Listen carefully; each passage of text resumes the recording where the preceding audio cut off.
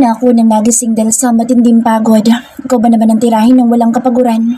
Hindi ko na nga nakuhang kumain dahil sa matinding pagod. Wala nga akong suot na kahit na ano sa aking katawan maliban lang sa makapal na kumot dahil napakalamig ng aircon. Napahawak pa ako sa aking puson. Grabe naman kasing matandang iyon. Sagad kong sagad eh. Ang sakit tuloy ng katawan ko na parang binugbog ni Pacquiao. Umada sa akin na matandang iyon. Masakit pa rin ang aking hiyas. Kailangan ko munang maligo ng maligamgam na tubig para kahit paano ay mapreskuhan ang katawan ko. Mabilis lang ako naligo sa shower. Tanging roba lang din ang suot ko nung lumabas ng banyo. Lalabas ba ako ng ganito or magpapanto muna ako? Nagdadalawang isip ako dahil gusto ko sanang silipin sa labas si Sian. Wala kasi ito pagkagising ko. Baka dumiretso pa in sa kanyang office. Masyadong workaholic ang matandang iyon. Huwag na nga. Diyan lang naman ako sa sala. Hindi na ako nagpanty. Ganon din naman. Mamaya na lang ako magbibihis. Gusto ko lang talaga itong makita. Paglabas ko ng kwarto ay tahimik ang buong sala. Wala sa kusina pero may pagkain at marami iyon. Nakaramdam tuloy ako ng pagkagutom pero gusto ko muna makita si Sian dahil gusto ko siya palaging nakikita. Kahit nakakainis ito kung minsan. Sian! Nilibot ko na ang buong kabahayan pero wala pa rin ito. Nasa office niya ata ito ngayon. Pero nagugutom na ako. Bahala na nga. Kakain muna ako bago bumaba sa kanyang opisina. Mas lalo akong natakam dahil sinigang na hipon at inihaw na malaking bangus at pusit ang nasa lamesa. May sisig at kare-kare pa. May tortang talong pa na hindi tinipid sa itlog dahil ang laki ng pabilog at makakapal ang tortang itlog. Nakahanda na ang plato at kubyertos at talaga namang kakain na lang pala ako. Bago ako umupo ay kinuha ko ang rice cooker na bagong saing pa pala. Natouch naman ang puso ko sa pagiging generous ng mahal kong si Sian. Tama nga siguro ang kasabihan na mas masarap magmahal ang matanda at palagi kang aalagaan. Ang bait-bait talaga ng Sian ko kahit pinagod niya ako ng husto. May pakonsuelo ang gurang na iyon sa akin. Napapangiti ako habang kumakain. Ang sarap at ganado ako at kilig na kilig habang nag-i-imagine para sa aming future. Wish ko lang talaga, habaan pa ni Lord ang buhay ni Sian ko para makasama ko pa siya.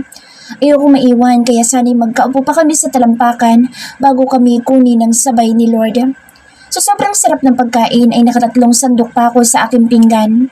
Grabe naman kasi kasarap ang ganitong Filipino food. Mas masarap pa rin ang lutong ganito kasi sa sosyalin na pangbanyaga. Baka tumambok ako nang wala sa oras talaga nito.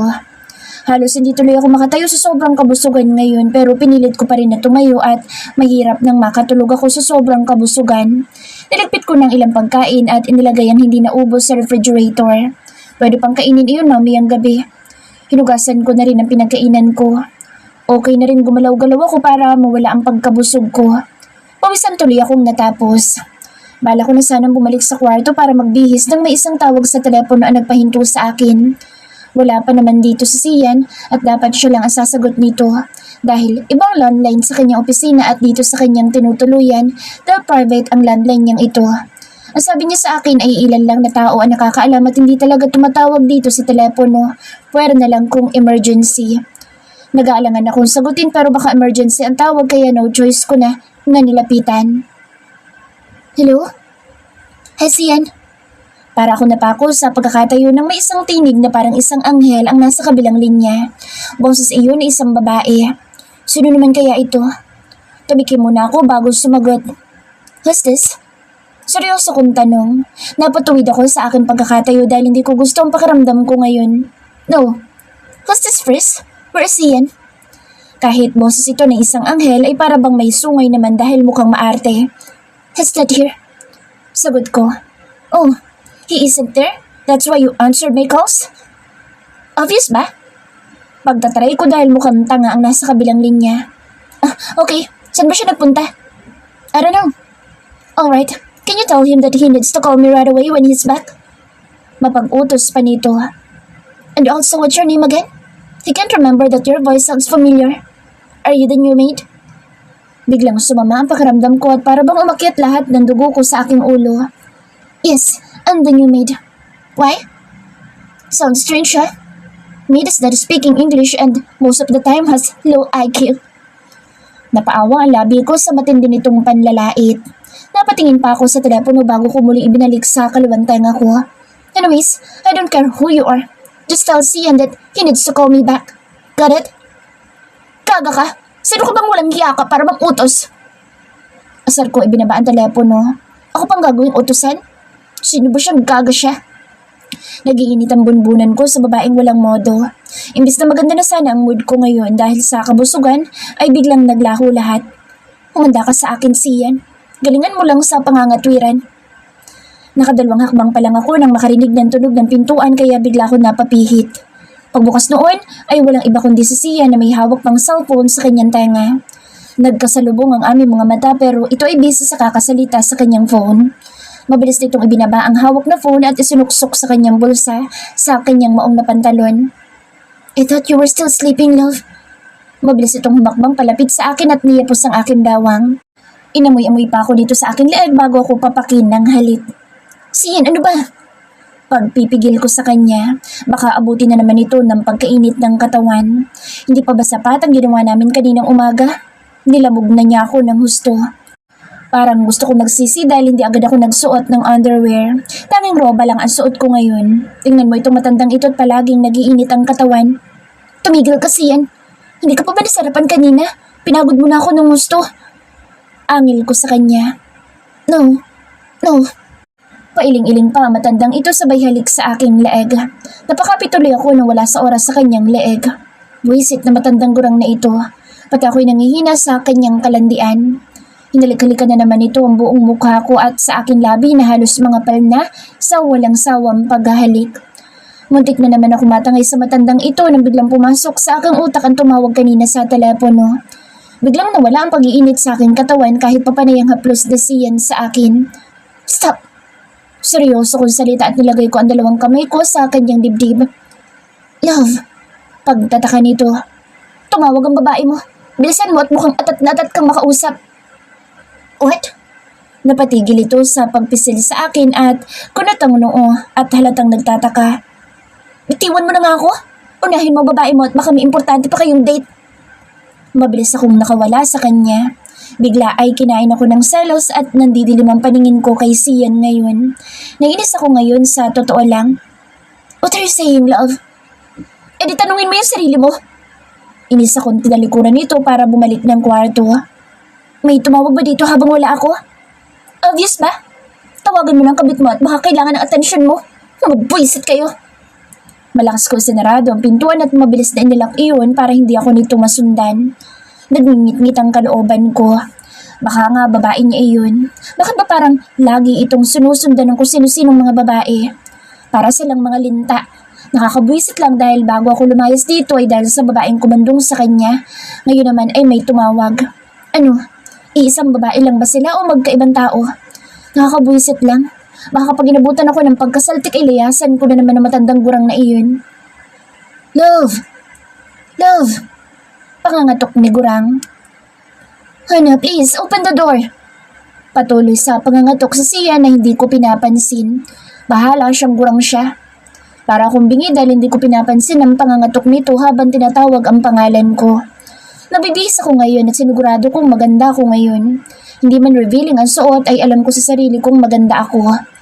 Ang dami-dami nitong babae. Ayoko naman magpatalo, no? Mas maganda ako sa kanila kahit makapal ang suot kong salamin. Suot kong isang above the knee na dress. Kita ang mapuputi kong balikat. Binagayan ko ng isang clip na may ribbon sa kabilang side ang buhok ko. Naglagay din ako ng kwintas at hikaw. Kinuha ko ang wristwatch at nilagay sa aking kaliwang braso. Naglagay din ako ng light makeups. Nagpabango din ako ng bongga. Gusto kong maging maganda ngayon dahil nanggigigil ako sa inis. Napansin kong hindi na nangangatok si gurang at makakatawagan na ang co-mate nito. Mga buwisit sila. Tinignan ko itsura ko sa salamin. Maganda na ako pero parang may kulang. Ang eyeglasses ko. Sa tingin ko ay kailangan ko itong hubarin at palitan ng contact lenses. Kaya ganun na ang ginawa ko. Clear lenses lang ang nilagay ko at nagpaikot-ikot pa ako sa harap ng salamin bago ako nasatisfy sa sarili. Ano bang next na gagawin ko after ko magpaganda? Ayoko namang kausapin sigurang dahil naiinis pa rin ako sa kanila. Baka naglalandian na sila sa mga oras na ito. Buwisit sila. Inis kong kinuha ang bag ko at eksaktong may tumatawag naman sa cellphone ko. Pagkuha ko ay agad na nagsalubong ang kilay ko nang may tumatawag na ibang numero. Buwisit na sinagot ko ito. Hindi ako nagsalita at pilit na kumakalma dahil dumadagdag pa sa inis ko ang mga mapang-asar na caller. Tahimik lang sa kabilang linya na para bang hinihintay lang akong magsalita. Naghintayan pa kami kung sino ang mauuna pero inabot ng 1 minuto ay wala kaya pinatay ko na ang tawag. Muli ay nag-ring ang phone ko at same caller kaya diretso block ko na ang mga buwisit. Mga walang magawa sa buhay. Mga anlalakas ng trip. Eksaktong pagbaba ko ng phone ko sa kama nang bumukas ang pintuan. Si Sia na masama ang timpla ng pagmumuka. Pinasadahan pa ako ng tingin nito mula ulo hanggang paa. Where are you going? Hindi ko ito sinagot bagkus kinuha ko ang handbag ko. Ewan ko ba kung bakit yun ang ginawa ko. Wala naman akong balak umalis pero bakit parang aalis ako ngayon? Walang aalis. Agad ako napalingon kay Sia na kasing dilim ng gabi ang mukha. Para bang anumang oras ay pwede itong manuntok sa itsura nito. Lumapit ito sa akin. Eksakto pang may tumatawag sa phone ko kaya dalawa kaming napatingin sa kama. Akmang kukunin ko na sana ang cellphone ko nang maunahan ako ni Sian. Nanlaki ang mata ko nang bigla nitong sagutin ang caller. What? Singhal nito sa kabilang linya. Sino ba tumatawag at ganoon na lang itong makasigaw sa phone ko? No, damn you. I will catch you, stupid. Umuulan ng pagmura ang bawat salita ni Sian sa kabilang linya. Ako ang kinakabahan dahil hindi ko alam kung sino ba ang kausap nito. Mabilis nitong pinatay ang tawag at sa isang iglap lang ay binali nito sa gitna ang cellphone ko. Natulala na lang ako sa pagka-shock. Anong ginawa mo? Bakit mo sinira ang cellphone ko? We can buy iPhones. Hindi mo na kailangan iyan. Mayabang na salita nito habang sirang-sira na ang cellphone ko. No! Hindi ko kailangan yung iPhone mo. Bakit mo sinira ang phone ko? Paano na ibang contacts ko? Hindi mo na pwedeng gamitin ang phone mo. Kailan pa sila tumatawag sa'yo? Lumapit ito sa akin at tinawakan na magkabilang braso ko. Ano? Sino sila? Nalilito kong tanong. Mahina itong napamura. Kapag may tatawag sa'yo, wag na wag mo sasagutin. Shit, pati ikaw ay nadadamay. Ano ba kasi iyon? Hindi ko man lang alam kung anong kinagagalit nito. Kung kanina ako ang galit, gayon naman ay siya. Tinitigan ako nito sa mga mata. Kailan po may tumatawag sa'yo? Tumatawag? Ibang numero ba tinutukoy mo? Maybe. Kailan pa? Matagal na. Hindi pa man tayo close noon. Mahina akong salita. Shit! Iba-ibang numero ang tumatawag sa akin kaya binablock ko. Bakit ba? Kilala mo ba ang mga iyon? Hindi ito sumagot sa akin pero panay lang ang pagmumura. Hindi ko ito magets pero mukhang matindi ang galit ni Sian ngayon. Don't go anywhere without me. Hanggat maaari ay hindi ka pwedeng mawala sa paningin ko. Mapag-utos dito sa akin.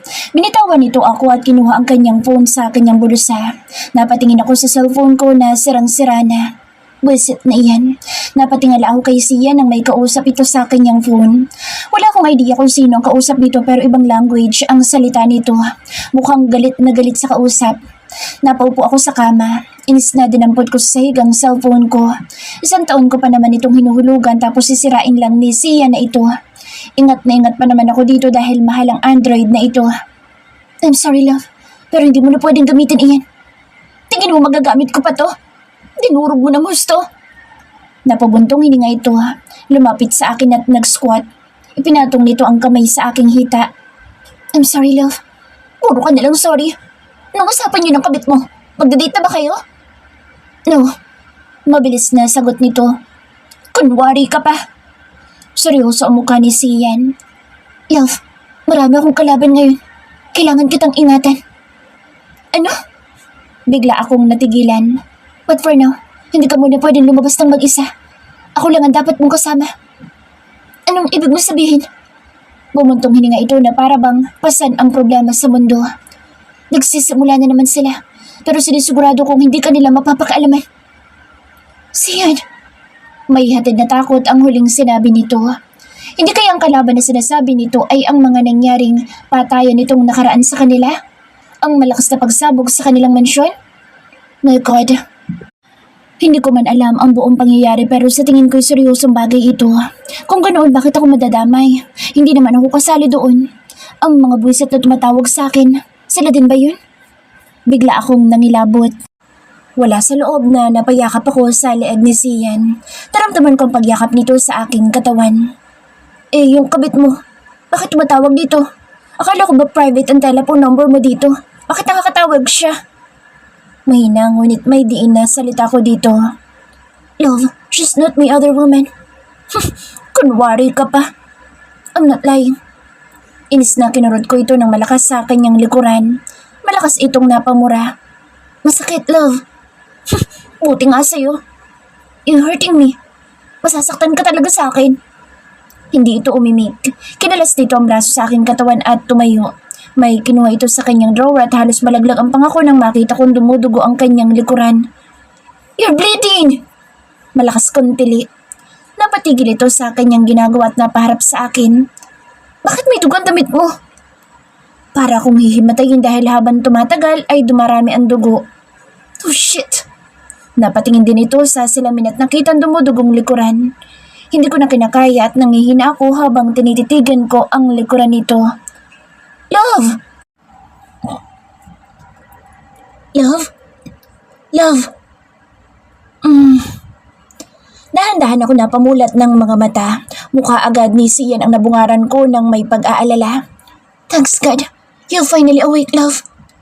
Magaan niya akong hinalik-halikan sa aking mukha. He gently touched my arms and my thighs. Ayos ka lang ba? May masakit ba sa'yo?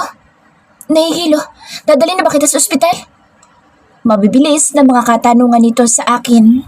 Napatitig ako kay Sian at ilang segundo ko munang inalala ang mga nakalipas na nangyari bago ako nawala ng malay, bago ko na-realize ang lahat. Ayokong isipin na imagination lang ang nakita ko dahil hindi ako sanay sa mga ganoong bagay. Tumalikod ka. What? Talikod? Utos ko ulit. But why? He confused. Napabangon ako at pinalo ito sa kanyang balikat. Napaungol ito at tama nga ang hinala ko. Hinawakan ko ang suot nitong polo at kinilas ang botones isa-isa. Kahit nanginginig ang mga kamay ay lakas loob ko itong ginawa. What are you doing, love? Hindi ko ito sinagot dahil nakatuon ang pansin ko sa kanyang likuran. Love, ano ba yung ginagawa mo? Baka hilo lang yan. Hindi ako sumagot at ipinagpatuloy ang ginagawa. Shit! Mahinang pagmumura ni Sian. Akmang pipigilan ni Sian ang kamay ko nang mabilis kong nahatak ang suot niyang polo. Malakas ako napasinghap. Sian! Love, I can explain. Mabilis na nanubig ang mga mata ko. Kahit nanginginig ay napahawa ako sa malaking bandage na nasa kanyang katawan papunta sa kanyang likuran.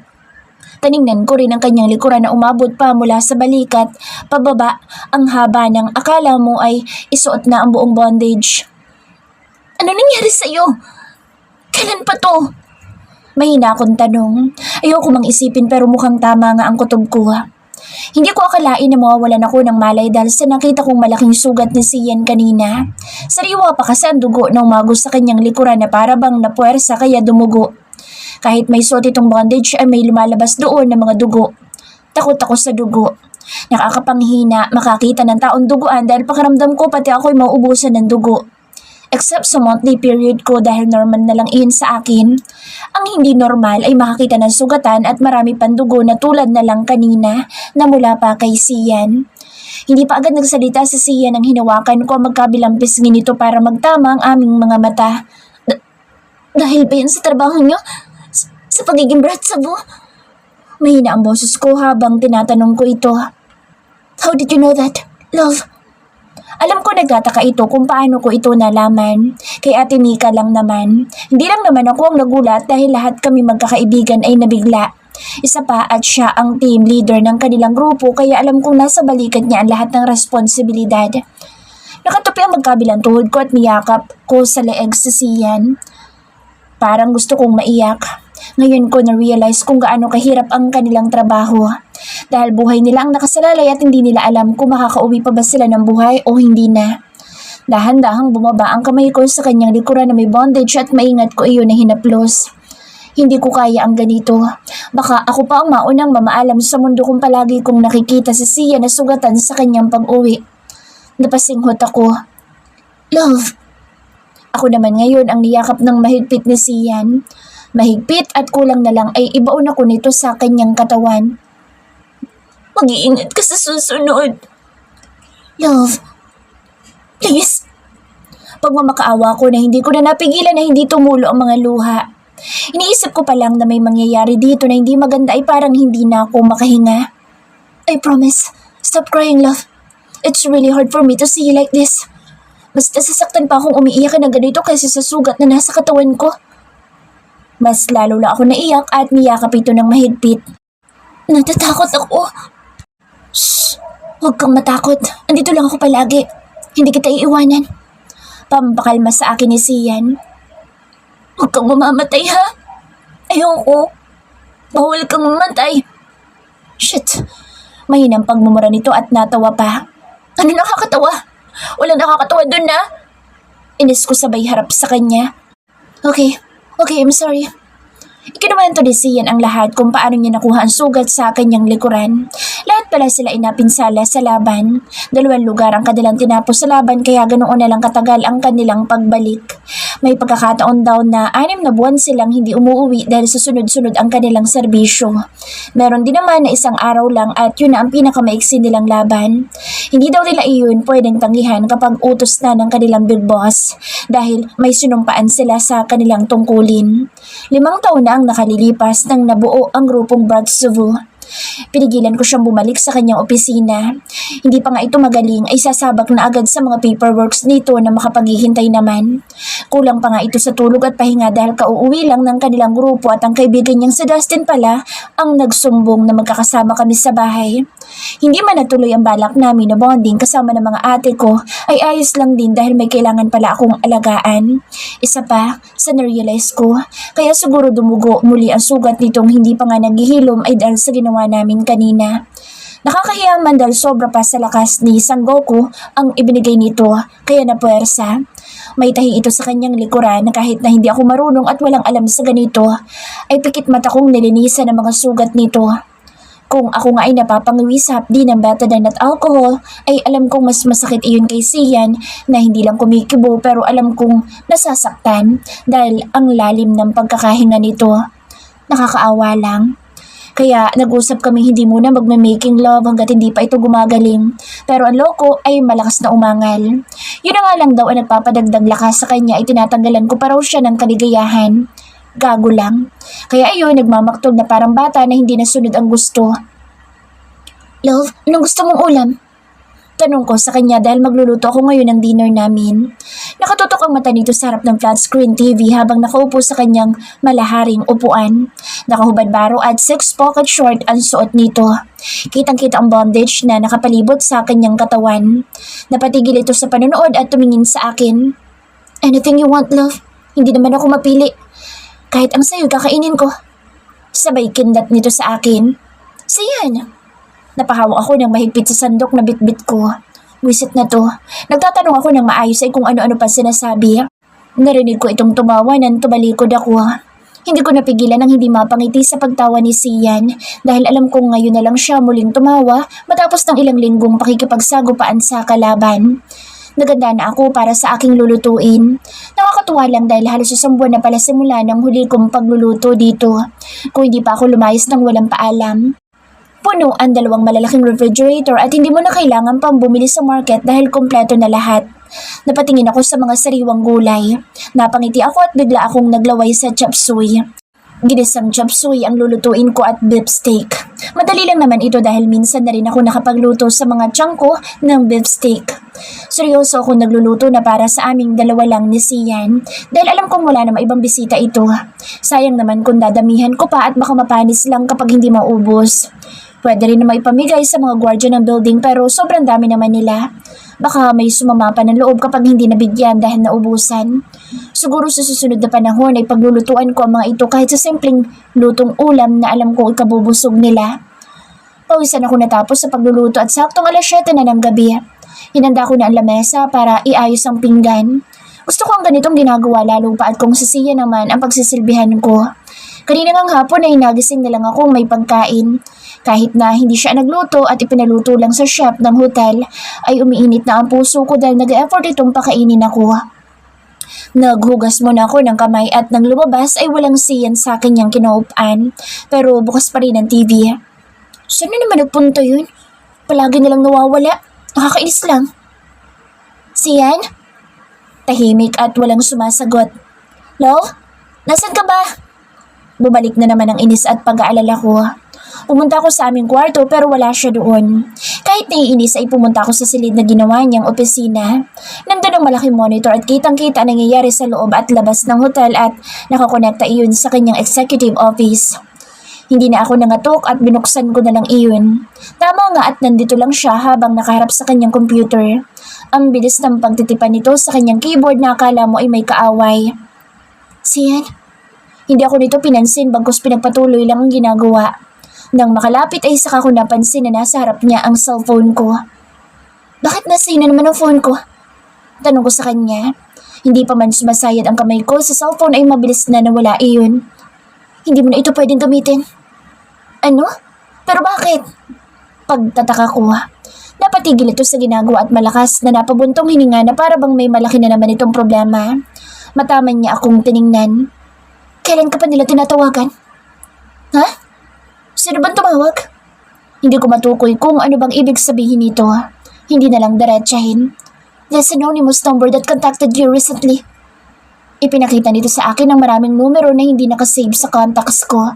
Ipinakita rin sa akin ang nasa blocklisted ko. Marami iyon sa totoo lang. Ang panguling tumawag sa akin ay sa bahay ng mga kaibigan ko. Nagkataon pa nga na si Tina nag-abot sa akin sa phone ko nang may tumawag na agad ko rin naman na bilnak. Hindi ko sila kilala. Sa totoo niyan ay naiinis na ako dahil paiba-iba ng numerong ginagamit para tawagan ang number ko. Ang iba sinasagot ko. Ang iba, block agad dahil makukulit. Scammer ata. Delikado silang mga tao, kaya dapat ay mag-iingat ka ng palagi. Kinabig ako nito sa aking bawang. Paano mo naman nalaman na delikado silang tao? Kilala mo ba? Napasimangot ako dahil mukhang OA naman kung ganoon. Stop doing like that, Hannah. I don't want to harm or hurt you when I'm not around with you. Itatapon ko na rin ito para hindi ka na nila tawagan. Bakit itatapon? Hindi mo ba alam na may sentimental value sa akin ang cellphone ko na yan? Parang gusto ko tuloy dagdagan ng sugat ang katawan nitong si Sian. 1 taon ko pa namang hilulug-hulugan ang cellphone ko. Gusto ko sanang makawala sa pagkakayakap nito sa akin pero mas lalo lang niyang diniina ng braso sa aking katawan kaya hindi ako makakatakas. May kinuha ito sa kanyang drawer at nagulat ako nang iabot dito sa akin ng isang paper bag ng isang Apple company. Alam kong iniingatan at pinapahalagahan mo ang mga bagay na pinaghirapan mo, love. And I really respect that. But not this time. Here, open it. Hindi ako nakaimik sa sinabi ni Sian. Kahit parang lutang ay inabot ko ang binigay nito. Niluwagan naman niya ang pagkakayo po sa akin para makagalaw ako ng maayos pero nakayaka pa rin ito sa akin. Napakagat na lang ako sa aking labi nang pagbuksan ko ang box ng cellphone. It's a latest iPhone at kulay purple pa iyon. Thank you. Yumakap ako kay Sian at hinalikan nito sa kanyang labi. Welcome. Matagal ko nang gustong magkaroon ng iPhone. Dati ay gusto akong bilhan ni Ate Lian pero malakas kong tinanggihan dahil nakakahiya at ayokong maging abusado sa pagiging kabaitan nito. Tama na ang minsan ay mapalibre sa pagkain nito at kung minsan ay mga pasalubong sa tuwing umaalis ito. Akin na muna ang phone ko. Kukunin ko lang mga contacts ko. Tapos na. Ha? Ang bilis naman. Nagkabit balikat lang ito. I'm hungry now, love. Napasingap ako at halos makalimutan ko na kaya pala ako naparito ay para hiyain na ito ng dinner. Yeah, tara na. Hawak kamay kaming nagtungo sa kusina. Hindi ko na nga alam kung saan niya itinago ang cellphone kung ayaw niyang ibalik sa akin. Medyo na-excite din akong mahawakan ang ibinigay nitong latest iPhone. Alam ko kung gaano kamahal iyon dahil kay Ate Lian pa lang na hindi nagpapahuli sa mga latest and trends. Ngayon ay alam ko na ang presyo. Mamaya ako nagagamitin ang bagong phone dahil nakakahiya naman kay Sian at baka iba ang isipin. Wow! Baka sa mukha ni Sian ang pagkagutom pagkakita sa niluto ko. Pero bago pa ito maupo ay ipinaghilan niya muna ako ng upuan sa kanyang tabi at naupo din matapos. I'll lead the prayer first. Hindi ko na pinansin kung sinunod ako nito. Basta nauna na akong pumikit para magpasalamat kay Lord sa masarap na pagkain. Muntik pa ako mabilaukan sa aking laway nang pagmulat ko ng mga mata ay nakatunghay lang sa akin si Sian na parang tanga. Hindi ka pumikit? Angil ko sa kanya. I did. Hindi ko alam kung may inis o matatawa na lang kay Sian na parang bata akong minsan. Imbis na ako mag-asikaso sa pagkain nito ay siya pa naglagay ng kanin at ulam sa aking pinggan. Natuwa naman ang aking puso sa pagiging mabait nito. Magana kaming naghapunan hanggang sa matapos. Si Sia na rin ang nagpresentang maghugas ng pinggan na mabilis kong sinang-ayunan dahil nakakapagod din kayang magluto. Sa kwarto ay nilinisan ko ulit ang kanyang sugat. Sinigurado ko rin na naiinom nito ang kanyang gamot para bumilis ang paghilom ng kanyang sugat. Pinilit ko pa nga itong magpa-check up sa doktor para malaman kung ano pa ang dapat gawin sa kanyang sugat pero mariin itong tumanggi. Sapat na daw ang kanyang kabody na si Lester na kapatid ni Ate Mika. Hindi na ako nagpumilit at baka ma-stress lang ito sa akin at bawiin ang ibinigay na iPhone. Sayang naman.